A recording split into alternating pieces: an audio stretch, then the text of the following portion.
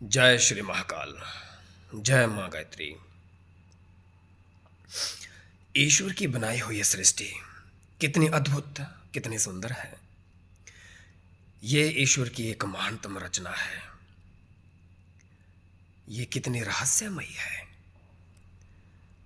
लाख कोशिशें करने के बाद भी हम इन सृष्टि के रहस्यों को नहीं समझ सकते।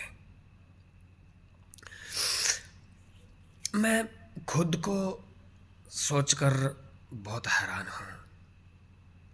आज मेरी उम्र भी 30 वर्ष होने को है। 10-12 सालों से मैं लगातार संघर्ष कर रहा हूं, लेकिन मुझे किसी भी क्षेत्र में सफलता नहीं मिल रही है।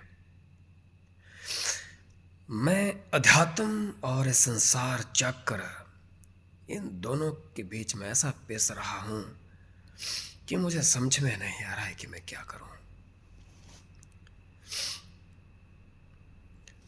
अध्यात्म की ओर भी जाना है, मुक्ति की ओर भी जाना है, और ये भी इच्छा है कि संसार में अपना भी एक सुंदर सा घर हो, अपनी भी एक सुंदर सी पत्नी हो, बच्चे हो, अपना भी एक परिवार हो। वंश वृद्धि के बारे में भी सोचता हूँ। मेरी समस्या का कोई भी हल नहीं निकल रहा है। ये समस्या ज्यों के त्यों बनी हुई है। मैं एक योग्य गुरु की खोज में दर दर भटक रहा हूँ। मैं अपनी पहचान खो चुका हूँ। मैं क्या हूँ, मेरी क्या क्षमता है, मेरी क्या क्षमता थी, इन सब का अब कोई मतलब नहीं रह गया है। इस संसार चक्कर में भटकते हुए मैं बहुत ही दुर्गति और दुर्दशा को प्राप्त हो रहा हूँ। कोई भी ऐसा व्यक्ति, कोई भी ऐसा प्राणी मुझे नहीं मिल रहा है जो इस कठिन जीवन संग्राम में मेरी सहायता करें और मेरे साथ खड़ा हो, मेरे साथ चले, मेरा साथ दें। कोई भी व्यक्ति मुझे ऐसा नहीं मिल रहा है और मैं बहुत ही दुखी हूँ, परेशान हूँ। पर फिर भी मैं खुद को सांत्वना देता हूँ कि मुझे दुखी और परेशान नहीं होना है, मुझे हार नहीं माननी है। ज्योतिष का अध्ययन करने के बाद मुझे पता चलता है कि ये मेरे जीवन की अंतिम यात्रा है। मैं मोक्ष के उस परम लक्ष्य, उस चरम तक पहुंचने वाला हूं। संसार की ऐसी कोई भी वस्तु नहीं है जिसका मुझे ज्ञान नहीं है। संसार की हर वस्तु का ज्ञान है, पर इस ज्ञान का क्या फायदा। और मुझे लगता है कि यह ज्ञान गुरु की वजह से ही है। मेरी कुंडली में चंद्र और गुरु लग्न में विद्यमान है, द्वितीय में राहु, पंचम में शनि मंगल और बुध, षष्ठ में सूर्य, सप्तम में शुक्र और अष्टम में केतु है। दोनों गुरुओं का, दैत्य गुरु शुक्र और देव गुरु बृहस्पति, ये दोनों का केंद्र का संबंध है, दोनों का दृष्टि संबंध है। और देव गुरु के साथ मन यानी कि चंद्रमा बैठा हुआ है। चंद्रमा मन का कारक होता है। दोनों गुरुओं के ज्ञान से मन रूपी चंद्रमा एक ना एक दिन जरूर निखरेगा। ये मन रूपी चंद्रमा, इसके पास बल नहीं है, ये क्षण है, पर इन दोनों गुरुओं के बल से और दोनों गुरुओं के ज्ञान से, दोनों गुरुओं के ज्ञान से ही सत्य निकलेगा और मुझे तत्व ज्ञान की, आत्मज्ञान की प्राप्ति होगी। ये मेरे जीवन की अंतिम यात्रा है।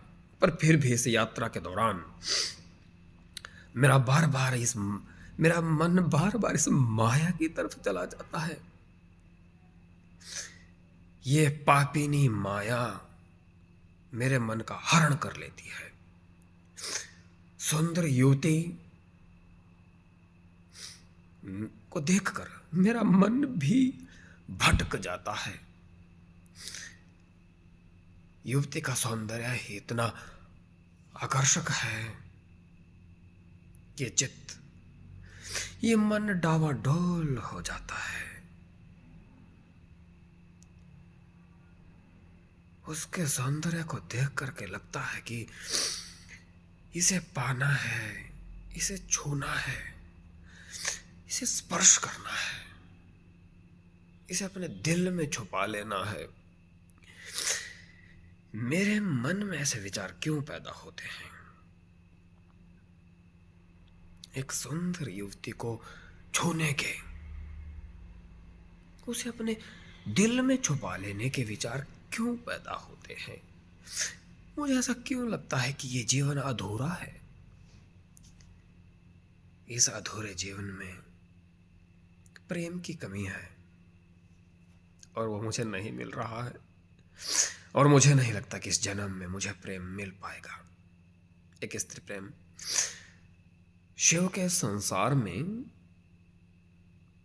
मुझे नहीं लगता कि ईश्वर ने, महाशिव ने मेरे लिए कुछ बनाकर रखा होगा।